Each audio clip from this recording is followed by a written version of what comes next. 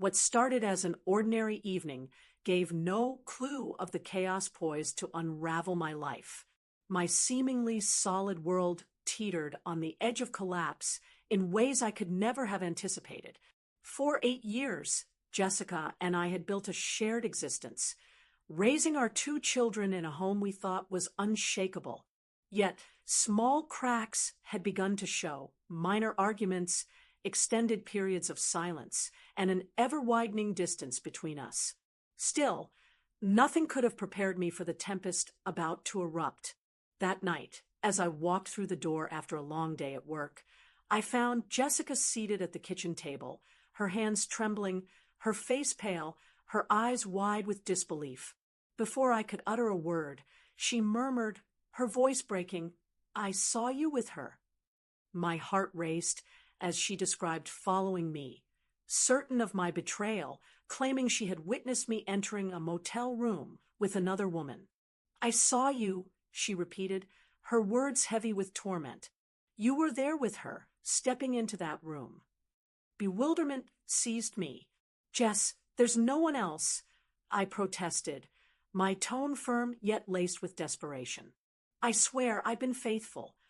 She pushed forward, detailing my supposed actions, her voice thick with anguish and rage. The accusation of cheating cut deeply, and her pain hung heavy in the air, stifling the space between us. "How could you ruin our family?" she wept, her words slicing through me. I tried to reason, to clarify, but her trust in me had shattered, her mind closed to my explanations. That night, she left, and in the days that followed, the divide grew. She took our children and departed our home, leaving behind a deafening silence louder than any quarrel. My calls and texts went ignored, and though I knew I was innocent, doubt began to creep in. Why would she believe such a thing? Then a revelation turned my reality upside down. On her phone, carelessly left behind, I discovered messages not intended for my eyes. Texts to an unknown person, filled with plans for clandestine meetings and intimate admissions that broke my heart. The truth crashed over me like a wave.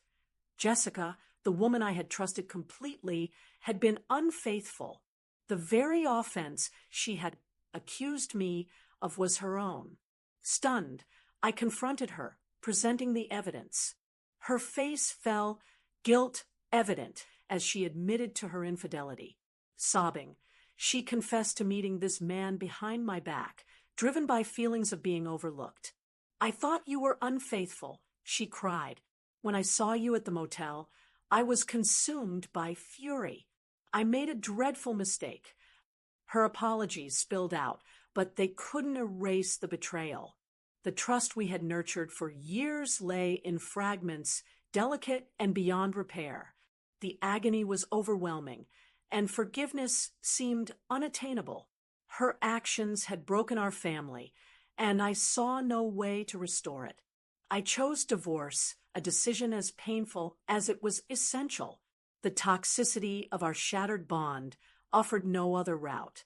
The custody battle that ensued was intense and exhausting, but I fought for our children, knowing they needed consistency. In the end, I secured full custody, holding them close as my determination strengthened. They were my purpose now, my reason to persevere. I promised to raise them with steadfast love, truth, and resilience, to be their anchor and their guide.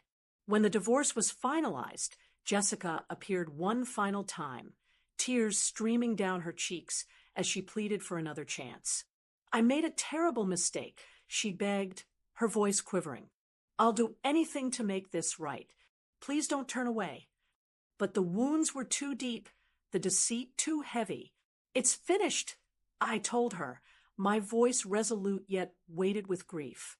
"You made your choice, and now I'm making mine. I have to move on." As she walked away, the finality settled in.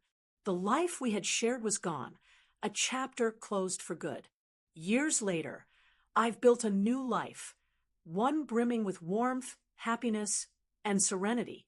The scars of betrayal remain, but they no longer define me. I've learned that the hardest decisions often lead to the deepest peace. Forgiveness, I've come to understand, doesn't always mean restoring what was broken. Sometimes it's about letting go of the past and embracing a fresh start.